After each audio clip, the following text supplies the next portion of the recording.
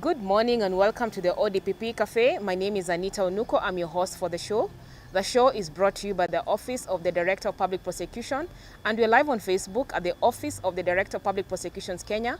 We are also on YouTube at the Office of the Director of Public Prosecutions Kenya, and on Twitter we are at ODPP_KE.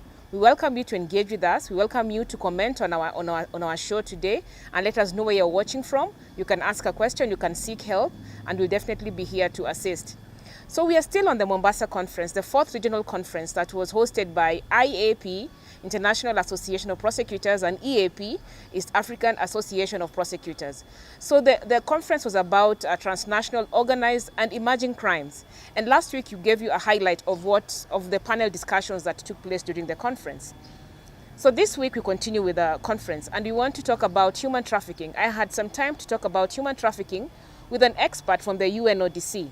I'd like to invite you to watch and listen and maybe engage and let us know what you know about human trafficking. You'll be shocked about the many things you don't know. It actually happens within our borders and of course across borders. So I welcome you to engage. Let us know if you have any questions and we'll definitely be on standby to respond to you. Karibu sana and watch the show. Please tell us your name and what you do and where you do it. Asante sana, Anita. Thank you so much for having me. My name is Norhan Tomoum, and I'm the Associate Crime Prevention and Criminal Justice Officer at UNODC's Regional Office for Eastern Africa. I am based in Nairobi, been here for the past 2 years. But within my job, I do cover 13 Eastern Africa member states, including Kenya. Oh, good. So yeah, karibu sana to the show. So the ODPP Cafe is meant to just educate people, to sensitize them, and to just let them know some nuances of the law. And today definitely want to speak about your forte, human trafficking. And maybe just as a beginning, maybe just help us define what human trafficking is. Thank you, Anita. So human trafficking is a very complex crime, and therefore its definition is a bit complex. But what I want to refer to is the international legal framework that governs this crime. It includes a specific definition of what trafficking is, and it is essentially the main international framework from which countries extract how they should define trafficking within their own national laws. So trafficking is defined as the recruitment, transportation, transfer, harboring or receipt of persons by means of threat, use of force, or other forms of coercion, of abduction, of fraud, of deception, of abuse of power, or of a position of vulnerability, or the giving or receiving of payments for the purpose of exploitation. So that sounds very complex. Very. But let's break it down a bit. Yes, please. So basically what trafficking is the act of trafficking plus the means, essentially how is the trafficking done, plus the purpose of why is it done. Trafficking is always done for the purpose of exploitation.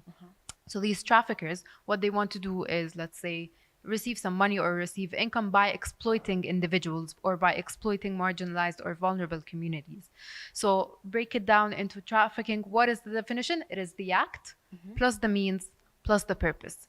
And within that falls a range of activities that can be considered trafficking.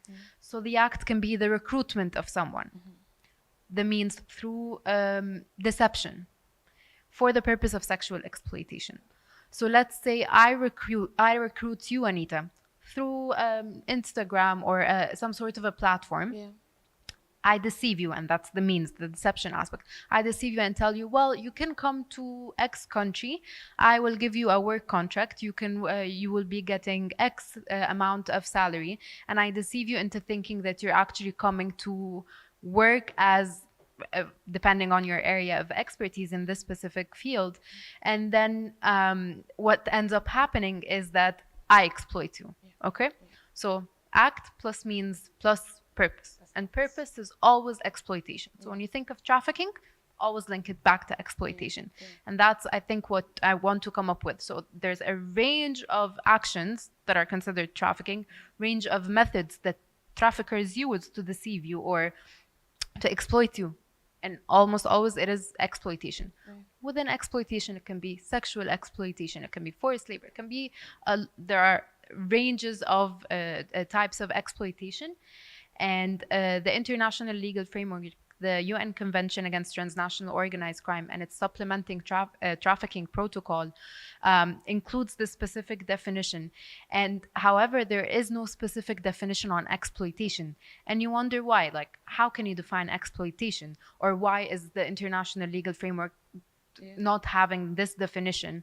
And it's because there are quite a range of exploitation. So the drafters of this international convention left it to member states or countries that will ratify this convention to decide what exploitation is to them, because sometimes you need to take into consideration the cultural or religious aspects as well. So I think that was a comprehensive definition, but hopefully when you think about trafficking, what it is, act means exploitation. So I'm wondering then how exposed are we as a region? Because when we think of human trafficking, when I think of human trafficking, and I believe I'm speaking for most people, I'd imagine things we see in the movies. It's not near me. It's not about to happen near me. So how exposed are we as a region? Okay. Yeah. Nobody's exempt from trafficking. It is happening next to you, around you, everywhere. I really urge you to look at UNODC's Global Trafficking in Persons report. This is done by, they extract evidence from or data from all over the world and come up with maps and reports. So if you saw during my presentation, there was in the report, there was a graph that explained the trafficking flows, and it showed you like where is trafficking coming from, like how is it happening. And you can see that sub-Saharan Africa, which includes Eastern Africa as well, is a country of origin, is an area or a region of origin and destination at the same time. So it is happening all around you. But what I want to emphasize or differentiate is that trafficking can happen both nationally within the borders of the country or transnationally. So there are two types of trafficking. So you think, oh, for trafficking to happen, like someone would need to travel abroad. Not necessarily. Trafficking can happen. All that needs to be done for someone to say, oh, this is a trafficking case, oh, this is a trafficking case for the police, is that the action, the means, the purpose are there. That's what constitutes trafficking. And as long as these three elements are available, that is considered trafficking, whether it's here, whether it's abroad, whether it's elsewhere, basically. So it happens, it's happening everywhere. Everywhere. So I have a question, and it's quite from a local context, about girls who go to the Middle East from Kenya. Is that trafficking? Because they are exploited, they are recruited, they are taken across borders, and then they are exploited, really, and some actually lose their lives. So is that trafficking? So that's the thing. I mean, again, you would have to look into case by case of these girls, like what happened, what kind of action happened. Were they recruited by someone? Did this someone deceive them? Did they use force, perhaps? Did they threaten them? And were they eventually exploited? But again, I'll take you back to the Global Trafficking in Persons report that is done by UNODC. And within that, you see a lot of data in regards to what type of exploitation is evident in the region. And in Eastern Africa, it is actually forced labor that is the highest form of exploitation. So that kind of response to your question. There is a very high percentage of individuals that are being exploited and trafficked for the purpose of forced labor. And a lot of when you look at the flows in the map, you see the flows. There's an arrow that goes like from sub-Saharan Africa, which includes Eastern Africa, all the way into the Middle Eastern countries, which could potentially include the GCC countries, the Gulf countries as well. So again, it will depend on the case, but that is something that happens a lot, and it is the highest form of exploitation when it comes to Eastern Africa. So it's definitely concerning. Because when you hear stories about these girls who are taken abroad, the minute you get into the airport, the minute you land on the other side, your passport is taken. You can't visit your family for a period of time. You can't report anything, and half the time they talk about abuse at work. They talk about exploitation, misuse, and some, like I say, come back dead. And I think if anyone is watching the show today, it would be really about this sort of a movement, especially to the Middle East. So what are the challenges in stopping this? Because it looks like the definition of exploitation is quite relative, depends on from country to country, background, cultures, religion. So what are some of the challenges you see in the law in stopping this? Okay, so before I answer this question, perhaps maybe a point of clarification on the exploitation aspect. And even though the exploitation in itself isn't really defined in the international legal framework on trafficking, there is the definition of trafficking that I mentioned talks about the minimum forms of exploitation that should be included in each and every legislation of countries. So that is included in the definition. And so it's basically, okay, you can add more forms of exploitation, but here are the minimum forms that should be considered exploitation and that you should transmit into your national legislation. That's one thing about exploitation. Yeah. Definitely, when it comes to the challenges, there are numerous challenges that we can talk about. We can break them down into a couple of things. One, legislation. I mean, I mostly work on strengthening legislation or supporting member states in strengthening legislation across Eastern Africa. So for me, the legal framework is very important because that's the basis. That's the basis for the police to investigate, for the prosecutors to get the perpetrators into court and be able to prosecute them and get actual convictions of these criminals. So to have a strong legislative framework that specifically criminalizes trafficking is something that we've been trying to support all the countries that we've been working with on. And that includes the government of Kenya. And actually right now, UNODC is working with the government of Kenya, specifically the Counter-Trafficking in Persons Secretariat, into strengthening the existing Counter-Trafficking in Persons Act of Kenya. And that is a very, very good step that the government of Kenya has undertaken in order to strengthen its laws, to align it with the international legal framework, to make sure that trafficking is a standalone crime, is criminalized in the national laws, so that you're going to be able to, so the criminal justice practitioners who work on the ground can be able to detect, investigate, and prosecute, and they're supported by the law. So that's one thing. Strengthening the legislative framework across the region is needed.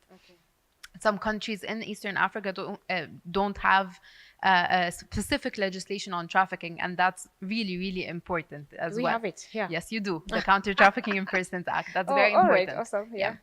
And second is the need, some of the challenges that we've seen across the region is the need for enhancing national coordination and cooperation.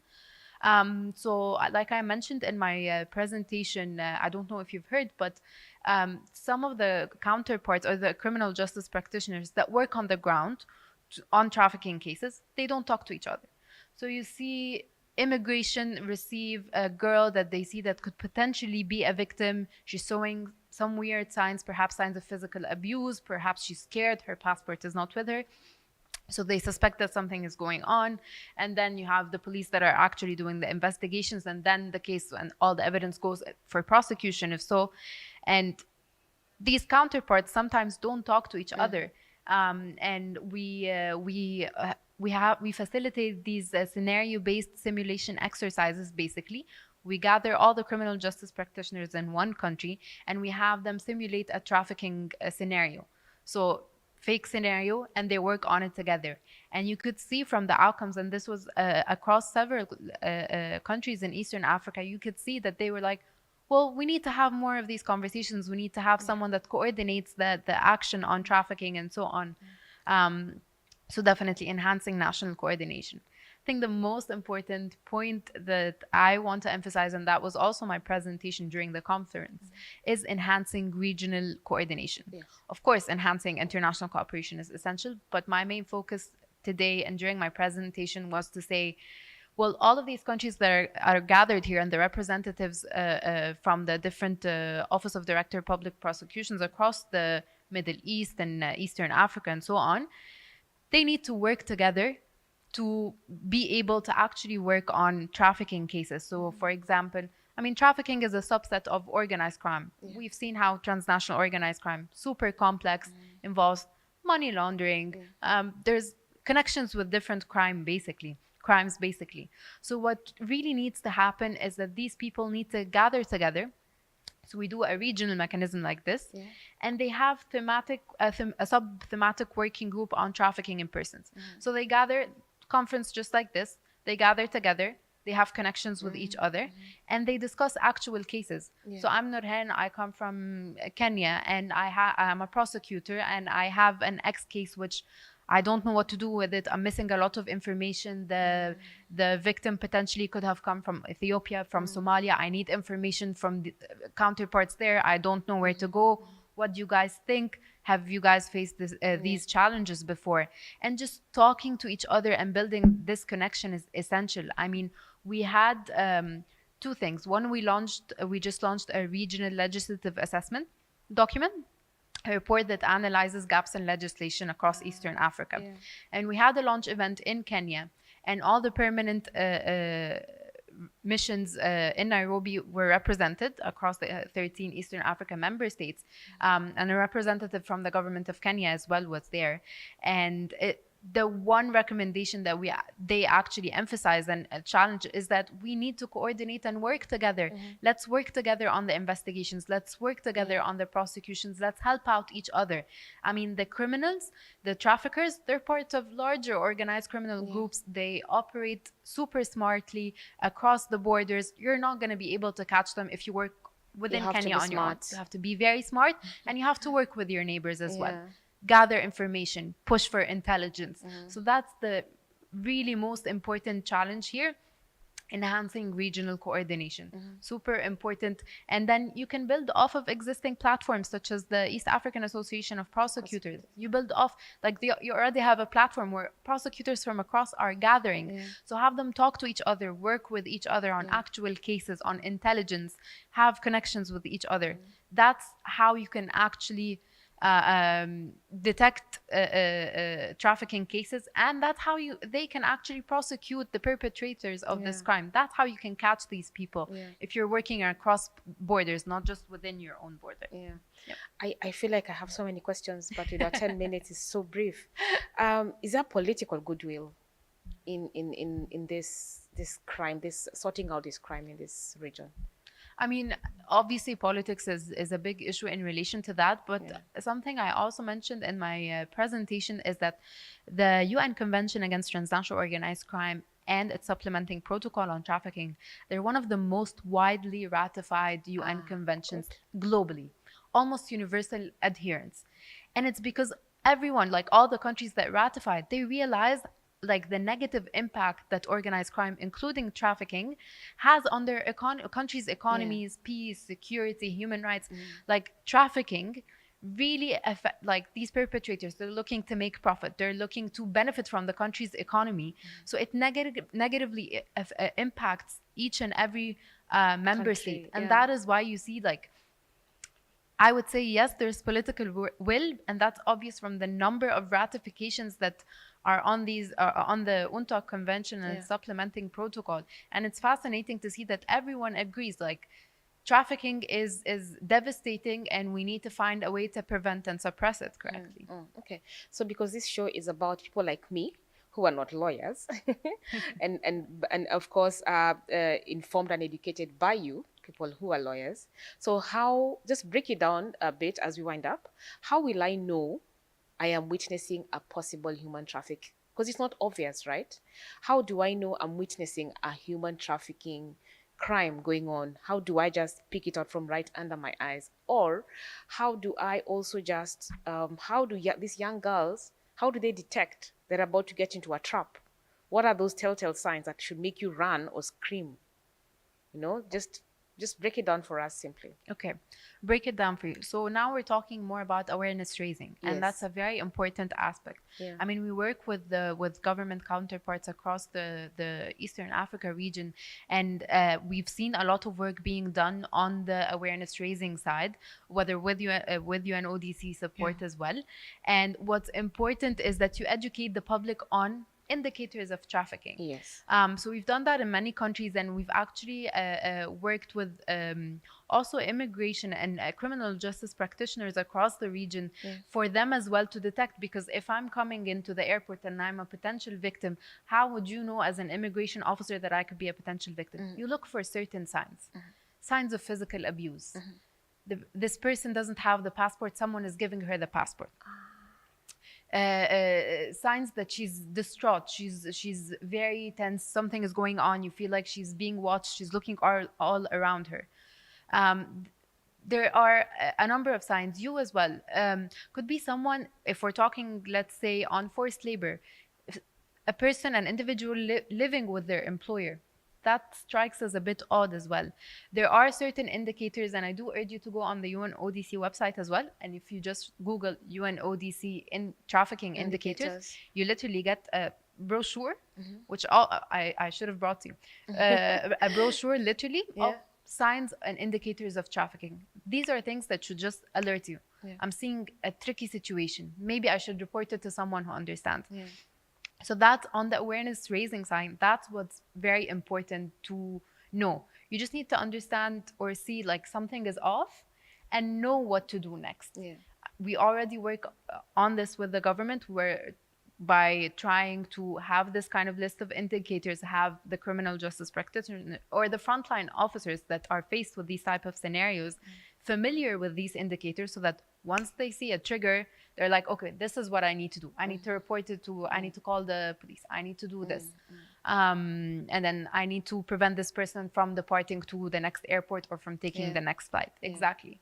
So again, on the individual side, look for the indicators, signs of physical abuse, someone's passport is not with them. And then you can ask more questions about the situation. So if someone's living with their employer, you'd ask, well, did you have any other place to live? Are you getting... But you know, that's really common here, right? It is very common, that's true. But there are a number of questions that you can ask. I mean, are you getting a salary for what were you last your paid, job? For example? Exactly. Could be forced labor. So these are things that you just need to ask the right questions for you to be able to sense. You don't need to know that it's trafficking, because a lot of people don't know what trafficking is. A lot of people are confusing trafficking with other crimes. It's foreign. It feels very foreign. Yeah. But it's happening all around. And all you need to know is that something is off. And that's what the indicators just shows you. And it's like, if I'm seeing someone who looks beat up, she's at the airport, or her passport is taken, let's not even at the airport, just in her workplace. Do you have your passport with you? No, my employer has taken it. Has he told you why he has taken it? And these are all signs that something is off. A person should be able to have their passport with them. For an employer to take it, that's an odd sign, you know? So I think on the awareness raising side, what needs to be talked about more is what are the indicators of trafficking and what you can do after you realize or see these indicators. Okay, I something is off. I need to report it to the police as well. You must know when to scream or fight. Exactly. Or flight. Exactly. Yeah, we need to wind up. I wanted to ask something I've learned of late, that one crime is either marriage to another, or divorce from another, or growing into another. So I'm just wondering, and I've just thought of corruption right now. Because now there's a link between corruption, human trafficking, and then it becomes transnational and organized crime. So how, I know this is really going to take so long. I'll try to be brief. Yes. So how do you, just give us a bit of the connection between all this. So where does human trafficking, maybe what are the origins of human trafficking first? What makes it a thing, first of all? Why would a human being think of trafficking a fellow human being? You understand? Money. And then so then where does it take us? Where is it leading us? Well, what are the dangers? What if we don't take care of this? What are the dangers? Where will we, as in what are our pitfalls should we not take care of this? I mean, trafficking is a very complex crime, but something that you've mentioned is that a crime could grow into another or be connected to another. And that's exactly the case with trafficking. Trafficking rarely ever presents itself as a standalone crime that you can say, oh yeah, I know this looks like trafficking, it's happening, great, we investigate it. It's never just movement of a human being it's about something. The thing is, it's almost always connected to other organized crimes as well. So I gave this example before, and it's basically, let's say, okay, a police officer gets a tip that there's a potential victim of trafficking or a situation of trafficking that is happening on a boat offshore. Okay?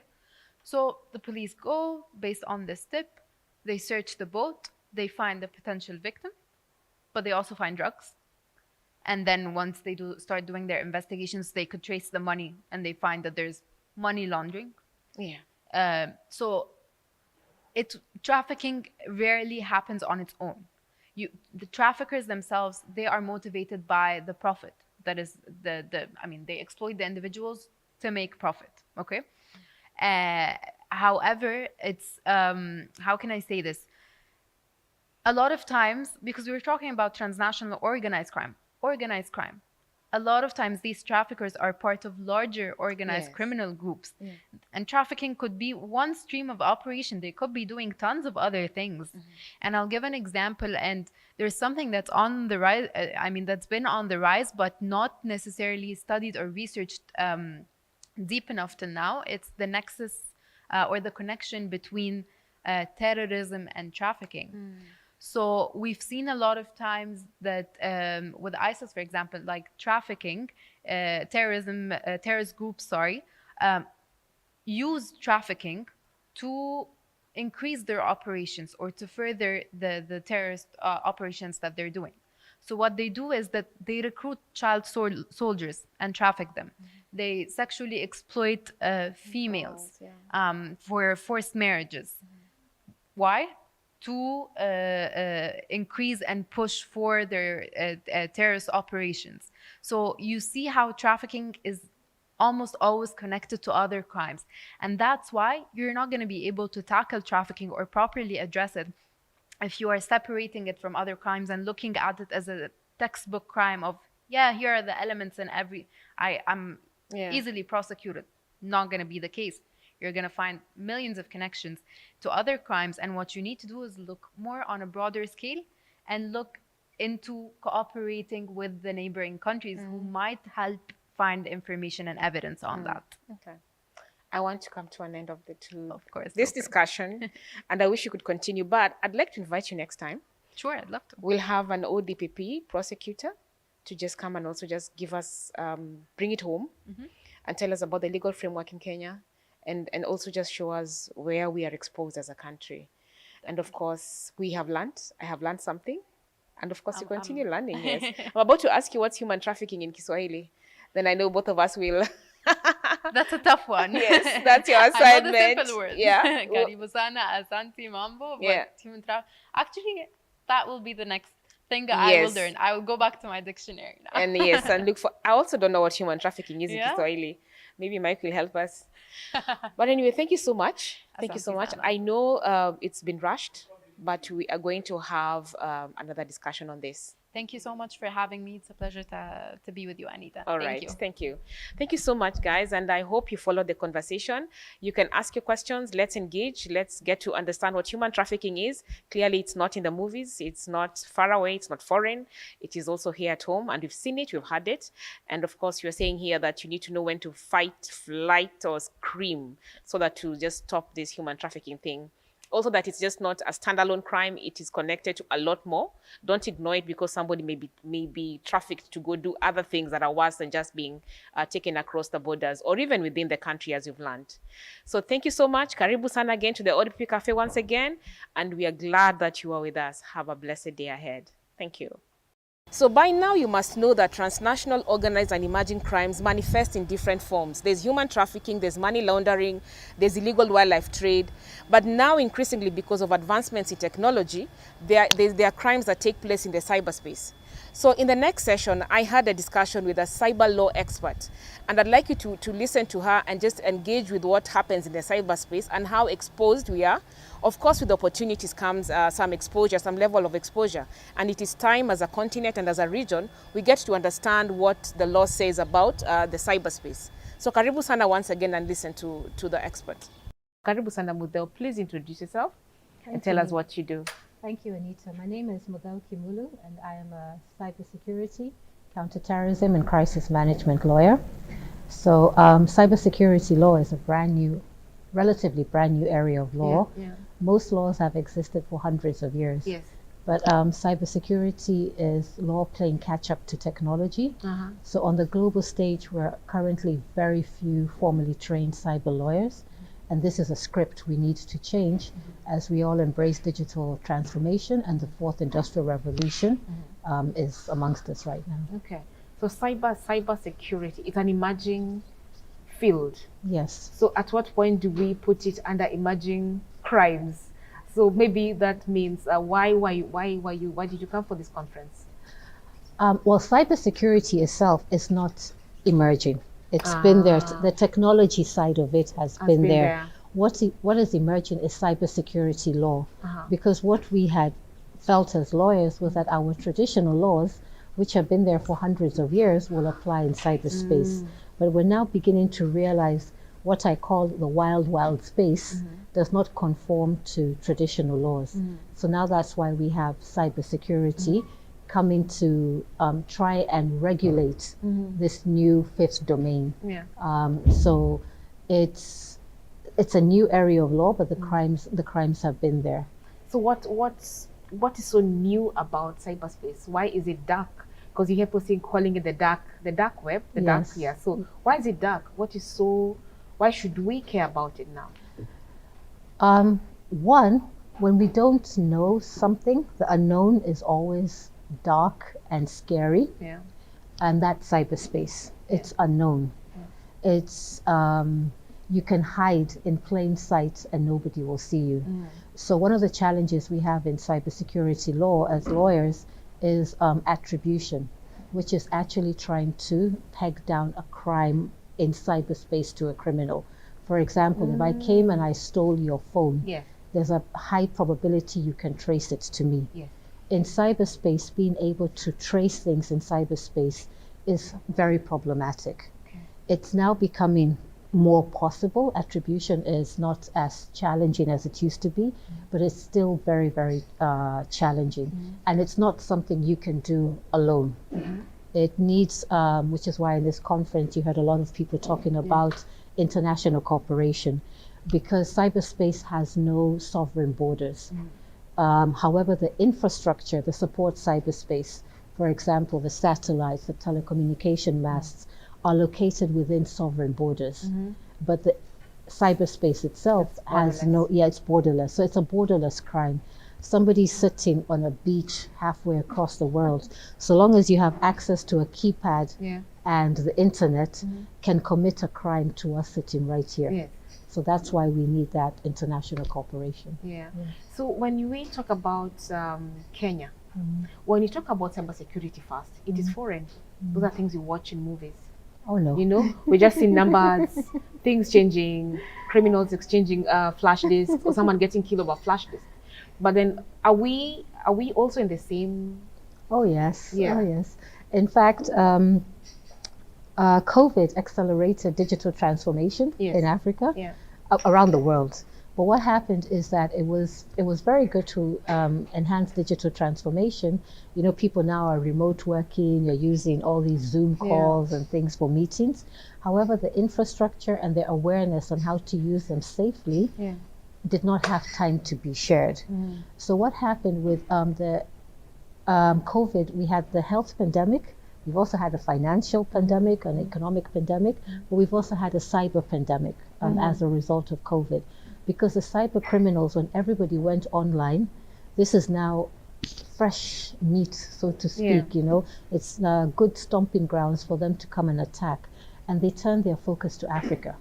Because in Africa, our systems are less secure, you know, less robust. Our infrastructure, our cyber hygiene awareness is very low. And at the end of the day, what is the purpose of a criminal? Is to get money. They want to steal from you.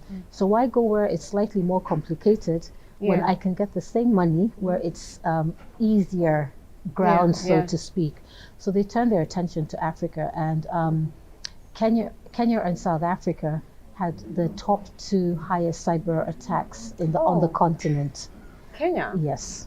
We had the South Africa is the highest cyber attack, and followed by Kenya, and we don't vary by much. And what I always tell people, these cyber attacks or these results which are shared are normally, like in Kenya, we have our KCERT, which is our National Cyber Security Incident Response Center. It's housed at the Communications Authority. That is news, by the way. Yeah. I didn't know about that. So they monitor our cyberspace 24/7, 365. Oh, really? And KCERT has sensors on some of our critical infrastructure. So some of these results which we get are from those sensors. However, they're not on everything. If your phone is being hacked as we're sitting right now, CASA chances are doesn't have that report. So even the figures that we get out there being thrown around in the millions, as scary as they sound, they're not even the real threat landscape. In fact, in the cyber world, we say on the global average, a cyber attack happens every 39 seconds. What? Yeah. So when you look at the cyberspace, is it correct to describe it as like we describe normal borders? Is it porous? Is the word porous? It's just wild and open. It's Is space. that scary? Is that It's not, you know, and this is what when we talk about cybersecurity, because cybersecurity is about securing cyberspace, we tend to focus on the negatives of it. Yes. But there's a lot of benefits that come with digital transformation, you know. Yeah. I mean, in Kenya, we've got M-Pesa, which makes digital transfer of money very easily. You're able to even air the show on a digital platform, you know. So there's a lot of benefits to digital transformation. There's so many platforms where children can learn. You know, there's skills, even for businesses. You can use a lot of these social media platforms to actually set up your business and run it fully without ever having to open a physical shop. So there is a lot of benefits for the digital realm. But just like in our regular world, you would not walk out of your house and leave your door wide open. If you do that, then chances are you're going to have, you're inviting trouble. So cyberspace is the same thing. It has a lot of advantages. People are always wary of the unknown. So there's a little bit of wariness of cyberspace. The criminals are banking on that because people don't know how to lock the door to their house. And now this is where cybersecurity and cyber lawyers and cyber regulations and norms and laws come to do. They come to secure you in this cyberspace. Do we have a legal framework? Well, in Kenya we do. We actually have our Computer Misuse and Cybercrimes Act. And actually we've also operationalized our National Cyber Security Command Committee, NC4, which the Ministry of Interior launched recently. And this is like the pivotal body which brings different bodies together to set up strategies for Kenya's cybersecurity future. However, we have a challenge in Kenya because many of the African countries look to us as the pinnacle in digital transformation. And it's an honor, but we need to be better. For example, our national cybersecurity strategy was enacted 8 years ago this year. It does not cover our current threat landscape. Kenya has evolved into an international data hub. You know, we're much bigger than what that cybersecurity strategy covers. So some of the things we would need to do as a nation is, even before we develop another strategy, which we need to do really, really quickly, is do a national risk assessment, a cybersecurity national risk assessment. Because you can only secure that which you know is a threat. So this national risk assessment would have to involve both the public and the private sector. Once you have that national risk assessment, you can now develop a cybersecurity strategy. And now to tie that back into the legal world, we have our current laws, but maybe there's need to develop other regulations.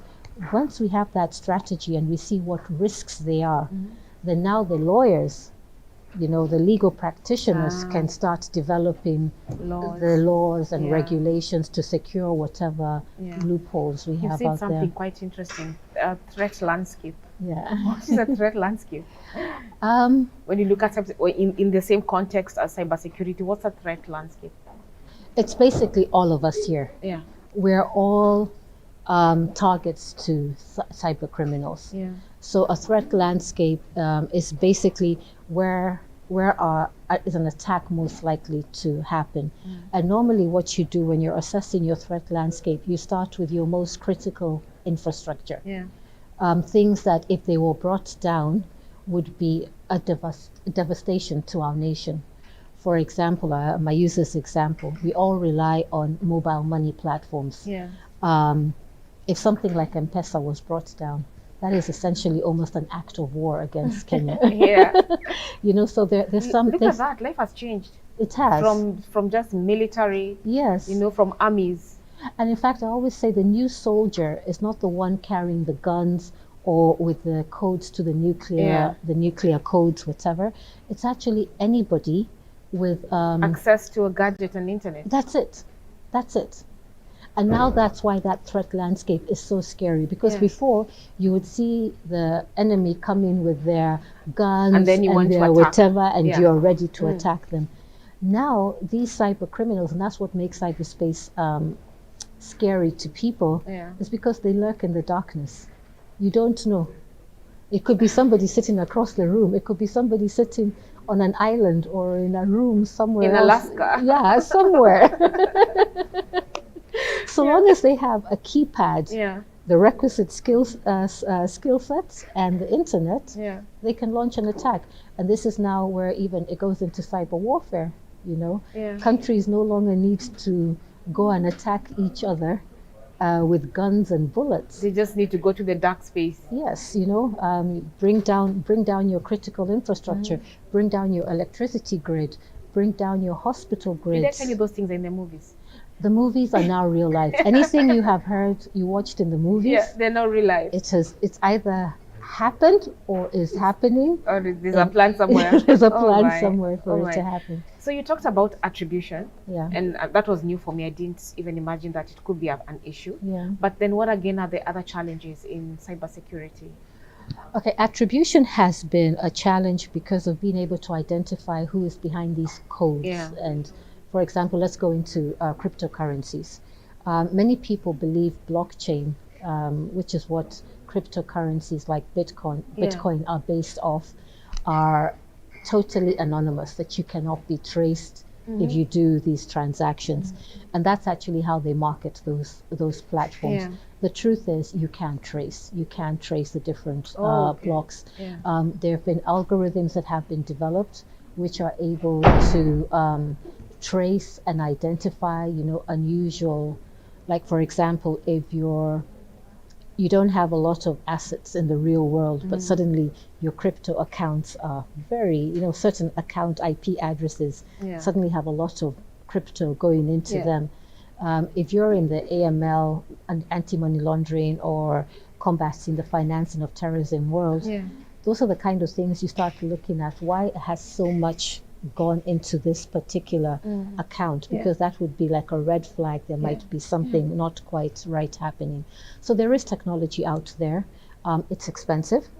And so some of the things we may have to do, and which was also raised at this conference, is look at regional blocks where we can come together, maybe as the East African community, acquire this tech, because like we said, it's borderless, so that it becomes cheaper for the different governments to put this technology together. And then also enhance the capacity for our law enforcement officers, because even before it gets to a prosecutor, we need to have our law enforcement officers, the investigators being fully trained. And I know the DCI has been doing a lot of amazing work. They've got a forensics lab, but we need to have a lot more capacity enhancement where it's all 47 counties. If you walk into any police station, any DCI station, the team there is fully equipped on how to deal with these new digital crimes that are cropping up. If it's cryptocurrencies, then they would need to have what we call digital wallets, because these currencies would disappear. It's not like your hard cash where you can go get a court order, freeze a bank account, and bank XYZ will actually freeze that account for you. In cyberspace, those funds can move very quickly. So the law enforcement agencies would need to have digital wallets where when you have a suspicious transaction, you can quickly snatch those whatever coins, tokens, whatever, keep them in your digital wallet. But then more importantly, once you've put them in your digital wallet, transfer them to what we call cold storage. Cold storage is now a digital wallet that's not connected to the internet. Because if I am a criminal with all the skill sets to steal online, what's to stop me from hacking the law agency's digital wallet? But they need that wallet connected to the internet to seize the assets, so to speak. and then transfer them to where they cannot be touched offline. So there's a lot to be done. There's a lot of capacity building. But one of the advantages we have in Kenya is goodwill from the top. Like today, we had our president at a conference like this, and our Minister of Interior, CS, Dr. Matiang'i, and both of them were talking about cybersecurity. And I was just doing a little, yay! Finally, we're getting there. You actually need it from the top, then it trickles down because nicely. Once it gets to that level, and there's comprehension at that level that it is a threat, because cybersecurity is not just a threat to you and me and our information being stolen. It's a threat to national security, to our financial systems, to the social economic welfare of our people. We've got cyberbullying. A lot of our young teens are now committing suicide. I read a report recently where the suicide age in Kenya has dropped to 7 years. And that just broke my heart. But what is it? It's cyberbullying. So cybersecurity is just not about money. It's not just about hacking into systems, but cyberbullying is part of it. Hate speech. Basically, anything in the digital realm falls under cybersecurity. Falls under cybersecurity. So many people have the misconception it's data protection, which is an important component of cybersecurity, or it's Bitcoin and cryptocurrency. But cybersecurity is actually a monster on its own. It's anything in the digital realm.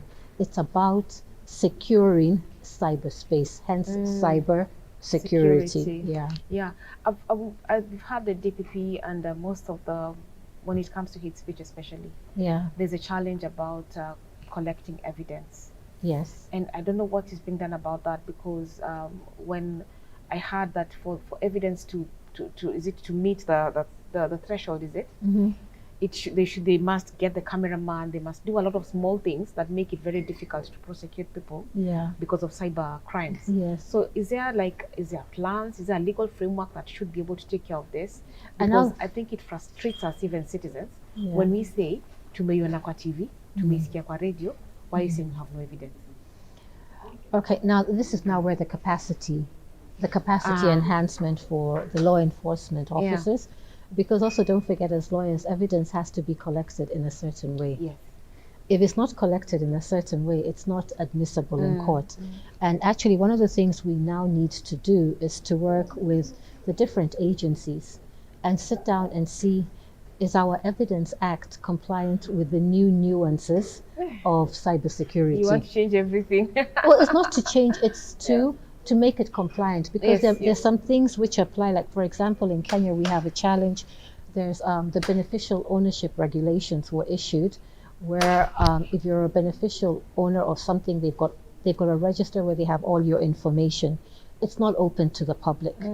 A competent authority can get access to it, but you'd have to go through the process of getting your court orders to go find out if this pay bill, for example, is in Anita's name. It's a process, which in a regular crime, you have time to do that. In cyberspace, it's the blink of an eye.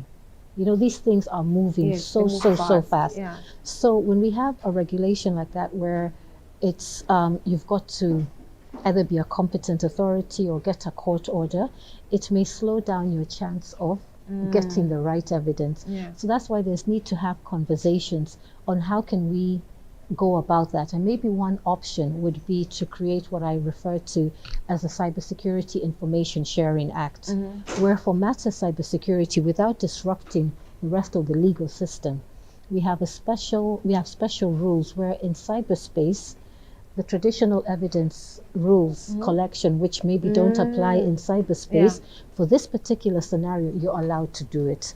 If it's law enforcement who needs to get hold of somebody, maybe they don't have to go through the traditional beneficial ownership way if it's in cyberspace because of a certain reason. But it would have to be not to step on the constitutional right to privacy, because it's enshrined in our constitution.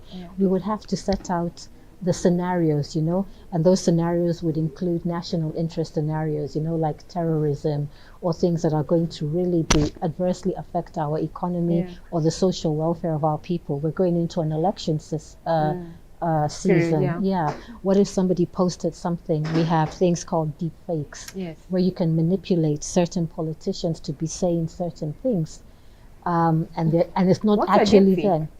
A deep fake is me manipulating Anita sitting here, saying Mutheu and all her tribesmen are idiots. So And Anita has never said that. So how do you get me to speak? I just need to get your image. Isn't your image on the internet somewhere? And now with all what we call artificial intelligence, which is AI, different algorithms, these guys can manipulate you so too. I can be seen to speak. It has been done to Obama. It has been done to Putin. It has been done to very many major world leaders. How do you identify deep fake? And now this is where the capacity building comes in. The capacity building is where we now, even as lawyers, work with the technical fraternity, because they're the ones who are skilled in that. So it has to take what we call a multi-stakeholder approach. So you have the different people with the different skill sets. Because you and I looking at that video, I'll be like, Anita, now why did you attack me and my people? I know, right? And you'll be like, but you're my friend. I wouldn't, you know. But if it's been shared widely, and especially in election season, you know, it can trigger hate amongst society. So these are some of the challenges that happen in cyberspace, and why cybersecurity is really, really important. And to be honest, it needs to take a center place at every table, you know, from the cabinet level to corporate level. And we need to train everybody from our president to even the person who cleans after us, because we all need to play our role in securing our nation. I think you have quite a long journey ahead of sensitization.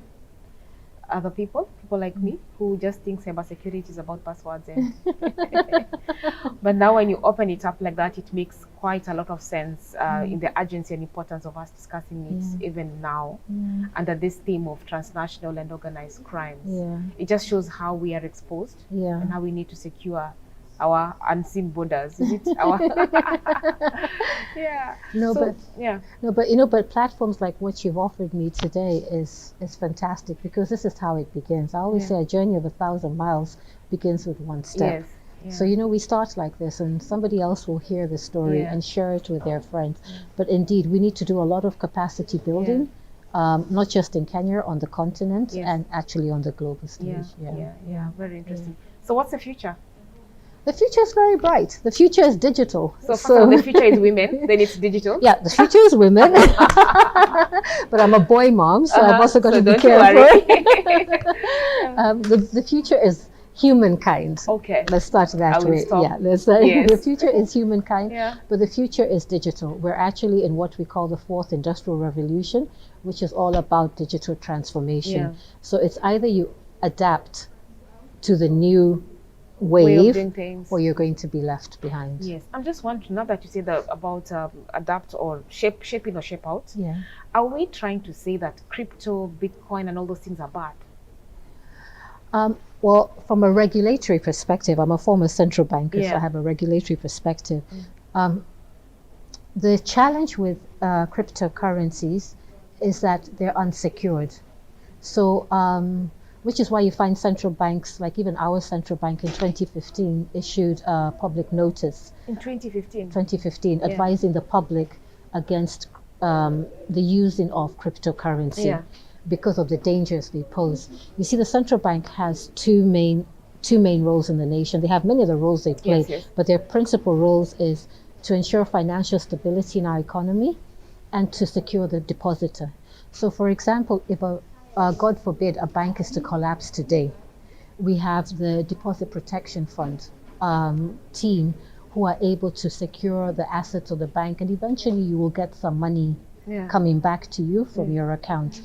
If today, and the crypto markets have been crashing and people have been crying left, right and center, that's it. Your money is gone.